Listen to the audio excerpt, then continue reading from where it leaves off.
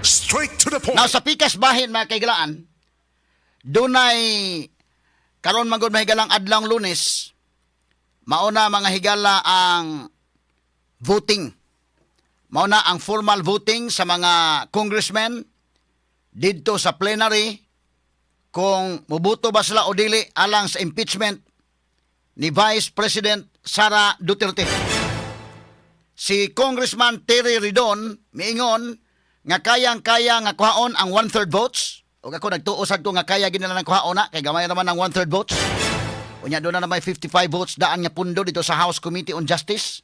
So kinahanglan lang sila mahigalag 51 votes na kinahanglan para maka 106. Kanang 106 mo na 1/3 sa 318 ka mga congressmen. So kaya nilang kuhaon. Pero makaabot ba sila sa pareha sa una? Dako pa ng pangutana pero dili na siya material. O gusto na mahigalang ipadagyod ang articles of impeachment ngadto na sa Senate. Kinahanglan mga kagalaan og 1/3 votes ra ang gikinahanglan. Straight to the point. Unya tungod ana, daghay nang utana kining atong mga congressmen, nabatay mga naong sa mga congressmen dong. Murag na atay mga naong no. Katotoang kwan. Unsa may baruganan sa atong mga congressmen? Niadtong milabayng tuig namirma to sila mga higala pero pangutana karong tuiga mo pirma pa ba gihapon sila. Straight to the point. Mo ni anda kong pangutana.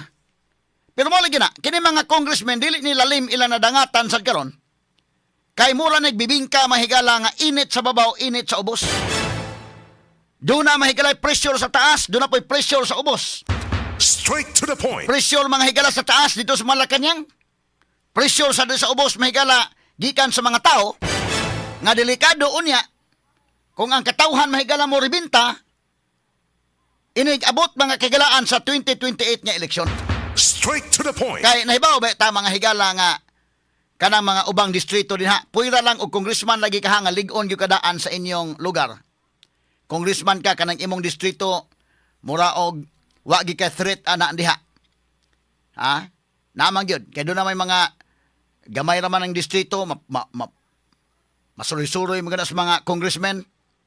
So og na kautang o kabubuton nimo na halos tanan nga mga tao diha sa imong distrito. Asa diki-diki lang ang uban mahigala. Labi kay presidential election gud karong 2028.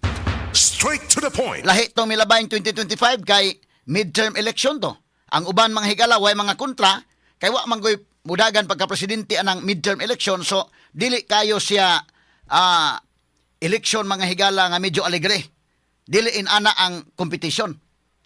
So pananglitan og karong 2028 kay presidential election man mamutang gyud na og mga kandidato sa ubos. Kada mga presidential sa mga sukit paminaw. So butang gyud nga kini mga distrito do na gyud mga managan na diha. So tan-aw na diha karon og banaon na diha karon asa dapit ka nakapaldo.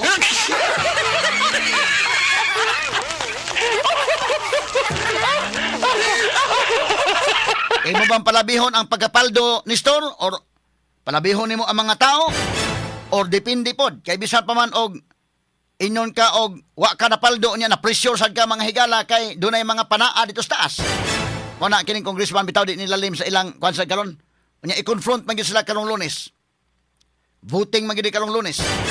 Mag-iyahay na po nagpasabot ngadto sa mga tao nga saon taman nga napugos dito sa Malacañang mo nimo una.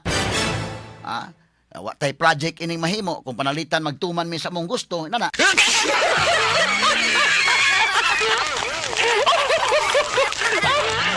Pero ato ni tiwason mga kaigalaan kay so far murag dunay mga congressmen sa Sugbo nga nagpapulso sa ilang mga tao day. Dunay uban, no? Nga nagpapulso sa ilang mga tao kunuhay nagpost og kuan unsa may inyong gusto mo butar ko or dili sa impeachment ni VP Sara. Kay aron ang mga tao og unsay pulusos mga tao mao kunuhay iyang dalhon mga higala ngadto niya inigbuto na ngadto na mahigala sa Lunes pohon. So na uban ana nato ni tiwason lang unya mahigala mid kuan magud bagdaon mga to Facebook o tiwas lang taon niya taon kay mag RMN 558 Manila sa ta. Dayon mo balik ta lang tunduga mga komentaryo mga sukit paminaw.